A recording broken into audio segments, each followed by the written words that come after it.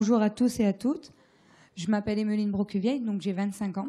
J'étais victime d'un AVC sur mon lieu de travail, donc à la poste de Villeneuve-d'Ascq. Donc le matin même, donc du 19 février, j'ai envoyé un message à mon chef de service pour ne pas venir travailler. Donc il m'a insisté pour que je vienne travailler. Donc j'ai pris mon poste à 6h30. Arrivée à la poste de Villeneuve-d'Ascq, je me sentais toujours pas très bien. Donc j'ai été plusieurs fois dans le bureau du chef pour lui dire que je voulais rentrer chez moi ou même aller à l'hôpital. Donc ils n'ont pas voulu, ils m'ont renvoyé sur mon poste de travail en me disant ce que je fais debout, j'ai qu'à le faire assis. Ensuite, j'ai été plusieurs fois dans le bureau de la chef au-dessus d'eux qui m'a répondu « Finis ton travail, on appellera les pompiers en pré ». Donc je suis arrivée à l'hôpital, donc il était 9h30, donc près de 3h30 après ma prise de service. Donc arrivée à l'hôpital, j'ai fait un IRM et j'ai eu un AVC. Donc actuellement, je suis paralysée côté gauche du corps, partiellement. J'ai un cachet à vie. Je fais de la rééducation donc tous les jours. Comment dire ?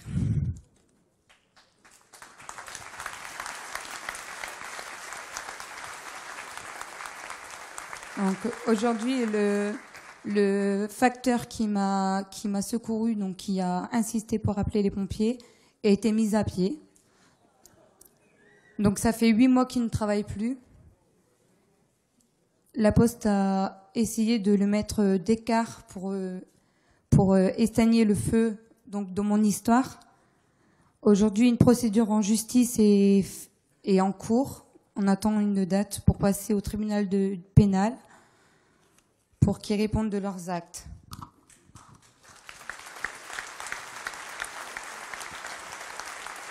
Aujourd'hui, je vis avec la peur au ventre.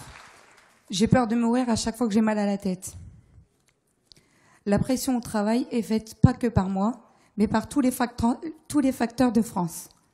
Il y a des suicides, des tentatives de suicide et même des meurtres.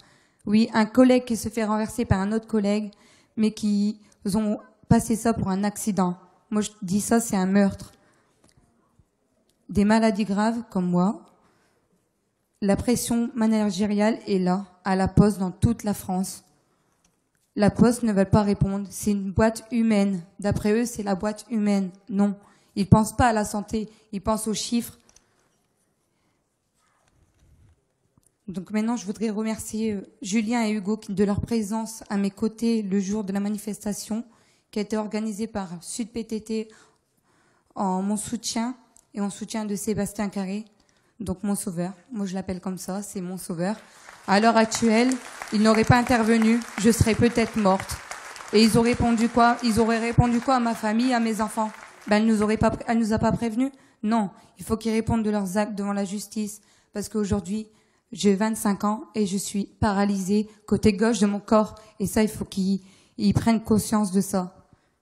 Voilà, j'ai que ça à dire. Merci. Nous proposons de travailler tout autrement. Et d'abord, d'arrêter de travailler comme ils font travailler les gens. Les têtes d'œuvre qui sont sorties des écoles de commerce et qui ont appris le management par la peur, à partir de l'idée brutale et stupide que quand quelqu'un a peur, il travaille plus, de peur de perdre son emploi. L'idée brutale et stupide que quand quelqu'un est insécurisé, il va se traîner pour être là encore, comme notre pauvre amie et camarade Emeline, que vous avez entendue hier. Depuis 2009, en CDD à la Poste. Depuis 2009. Et après, à chaque fois, il lui donne une tournée différente. Vous savez ce que c'est qu'une tournée de facteurs? Et vous en voyez, il y a peut-être des facteurs aussi dans la salle. Mon père était receveur de poste, j'ai vu les gens partir avec les sacs et tout. D'habitude, vous faites la même tournée. Et ça vous rend habile, vous faites plus vite.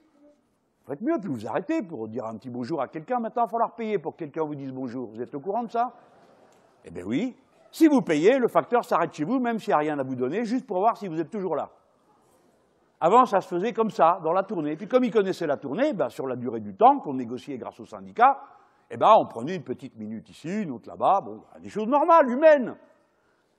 Les capitalistes, eux, s'ils pouvaient, quand vous êtes sur votre machine, ils compteraient que le moment où vous faites marcher la machine. Le moment où vous respirez, non, ça compte pas, c'est pas du temps de travail.